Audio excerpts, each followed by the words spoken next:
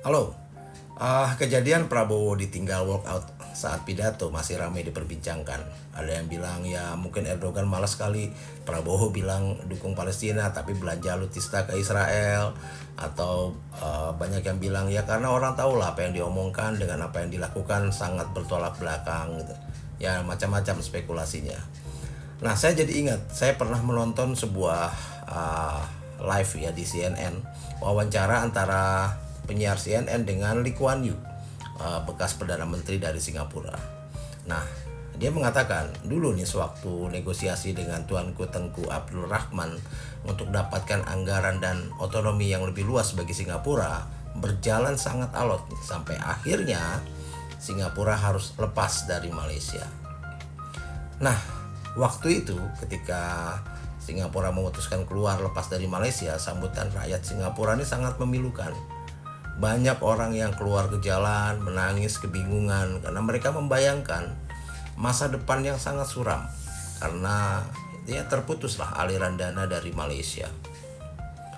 Nah, uh, mereka membayangkan ya saat itu bahwa Singapura tidak akan bisa bertahan tanpa bantuan dari Malaysia. Ya karena kan kita tahu bahwa um, Singapura ini nggak punya apa-apa ya. Apa yang dipunyai oleh Singapura nggak ada gitu. Jadi selama ini semua kebutuhan mereka nih ini diperoleh dari Malaysia. Nah, mereka tidak punya uh, tanah pertanian yang luas untuk sawah, tidak punya hutan yang kayunya bisa dijual, tidak punya hasil pertambangan yang bisa membiayai kehidupan mereka gini, dan tidak punya industri dan tenaga kerja yang banyak. Nah, kondisi Singapura sama sekali berbeda dengan negara tetangga yang sangat kaya raya seperti Indonesia ini.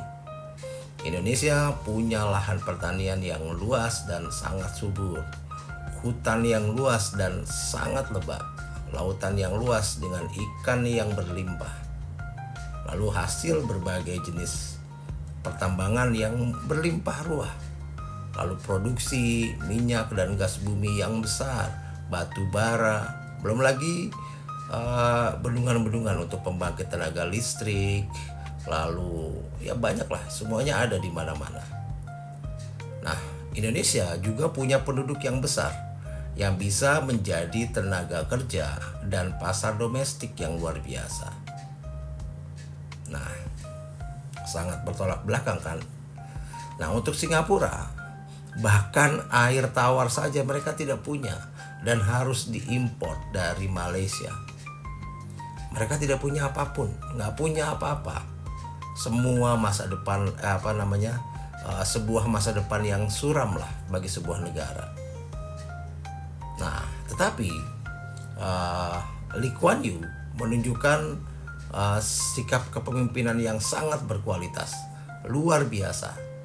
Dari wawancara di CNN itu, yang saya ingat ya itu dengan sangat yakin dan penuh semangat, Lee Kuan Yew berbicara dan membangun semangat rakyatnya.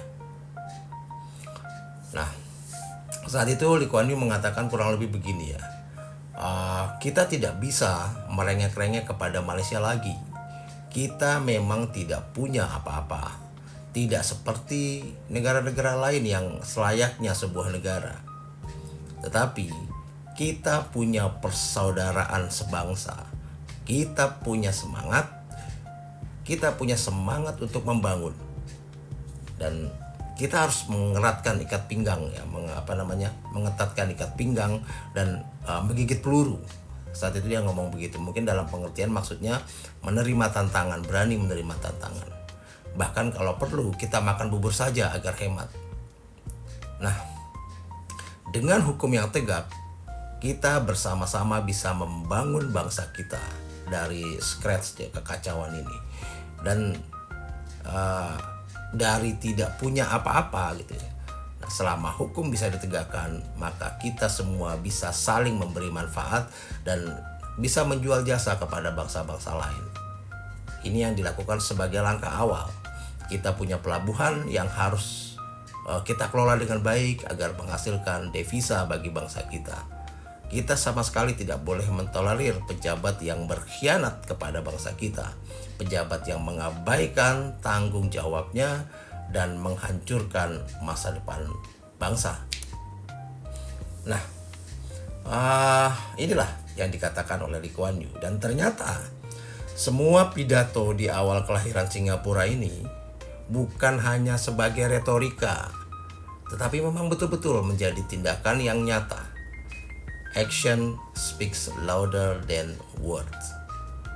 Ya, betul-betul akhirnya Singapura berhasil dirubah dari sebuah daerah pemukiman yang sebagian besar kumuh dan jorok, di mana hanya daerah-daerah bekas tempat pemukiman orang-orang Inggris saja ya yang terlihat megah gitu. Tetapi sebagian besar daerahnya adalah daerah yang kumuh dan kotor. Lalu berhasil dirubah menjadi daerah yang setara keindahan dan kemegahannya dengan bangsa-bangsa maju di Eropa bahkan Amerika. Dan produk yang paling penting yang mereka jual adalah jasa. Nah, ya tapi memang untuk itu perlu hukum yang tegak seperti yang dibilang tadi. Ya memang mustahil lah memperdaya gunakan jutaan manusia untuk bisa bekerja sama tanpa hukum yang tegak. Jadi ya tanpa cerita tentang cita-cita bersama sebagai bangsa, ya mustahil untuk menarik para investor yang kredibel dan mau berinvestasi ke negara kita tanpa kita punya kepastian hukum yang jelas. Nah, di akhir wawancaranya saat itu Lee Kuan Yew mengatakan bahwa seandainya dia sudah berada dalam peti mati dan dia melihat ada pejabat-pejabat yang akan mempermainkan hukum dan menghancurkan Singapura, dia akan berusaha keluar dari peti mati itu dan meluruskan lagi persoalan yang ada.